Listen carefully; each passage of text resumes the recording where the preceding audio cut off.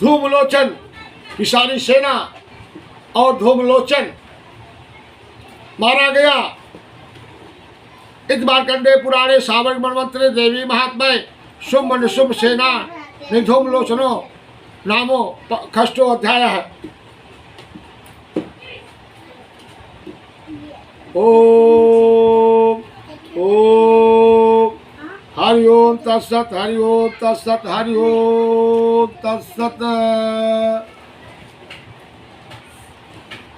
अगले अध्याय में जब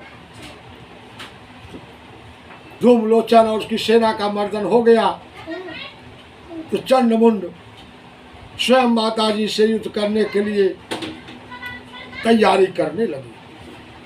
ओम ध्यायं रत्नपीठे शुककलपठितं श्रीवती श्यामलांगी नशश्चक्राधिगं सरोजे शशिशकलधरां वल्कलीवाद्यन्ते कद्धारबद्धमालां नियमितविल सच्चोलिकां रक्तवस्त्रां मातंगी शंखपात्रां मधुरमधुमदां चित्रकोधाशिभालां। ऋषि कहते हैं वेदर्षि कि जब धूमलोचन मारा गया तो पुनः शुंभ और निशुंभ ने अपने दो बड़े सेनापति चंड और मुंड को आज्ञा दी। चंड मुंड को आज्ञा दी कि आप लोग जाइए और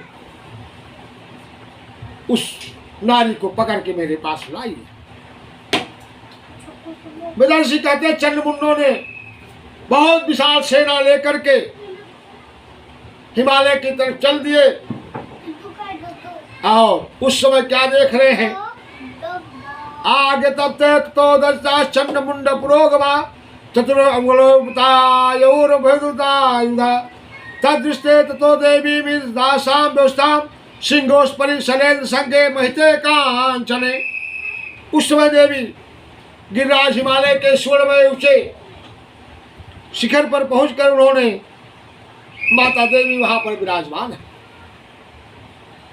और माता देवी मंद मंद मुस्कुरा रही है। देवी को देखने के बाद चंडमुंड की सेना ने किसी ने तलवार तान लिया, किसी ने धनुष बाण टांग लिया और माता अंबिका ने भी क्रोध से सामना करने के लिए डट गई, खड़ी हो गई। माता अंबिका के क्रोध करने के कारण उनका चेहरा काला पड़ गया, ललाट की भौहें टेढ़ी हो गई और तुरंत विकराल मुख लिए मां अंबिका के ही अंश से मां काली का प्राकट्य हुआ। जो काली मां तलवार और पास लिए थी, ये विचित्र खड़वांग धारण किए और चीते के चर्म की साड़ी पहने नरमुंडों की बाला से विभूषित थी, शोभायमान थी।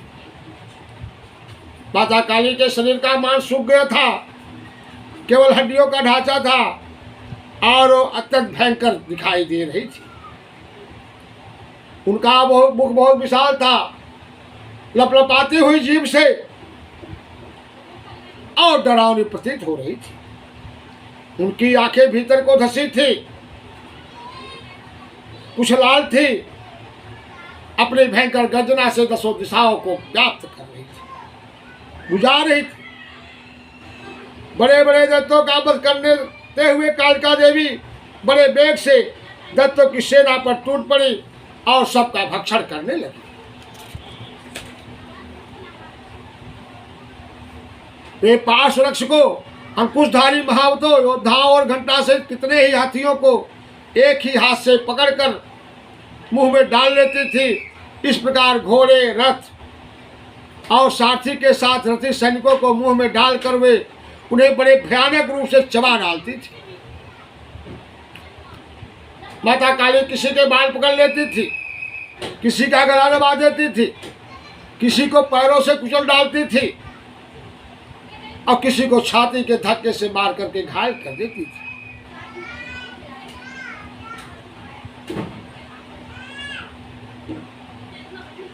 माता काली ने दैत्यों की विशाल सेना को रौंद डाला और उनका भक्षण कर लिया। तमाम दैत्य मृत्यु को प्राप्त हो गए और इस प्रकार से क्षण भर में माता काली ने समस्त दैत्यों की सेना का सर्वनाश कर दिया।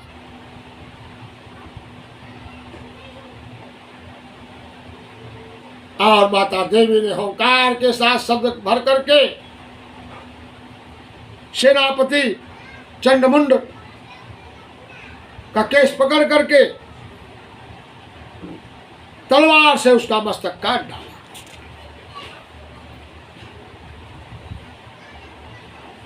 चंड को मरा देखने के बाद मुंड भी दौड़ा और देवी ने मुंड को भी धरती पर सुला दिया। चंड और मुंड को मृत्यु का समाचार पाने के बाद अब मधुकैटभ और क्रोधित हो गए। वेदांशी कहते हैं चंडमुंड नामक दैत्यों का संहार होने के बाद चंडी ने काली से बहुत मधुर वाणी में कहा,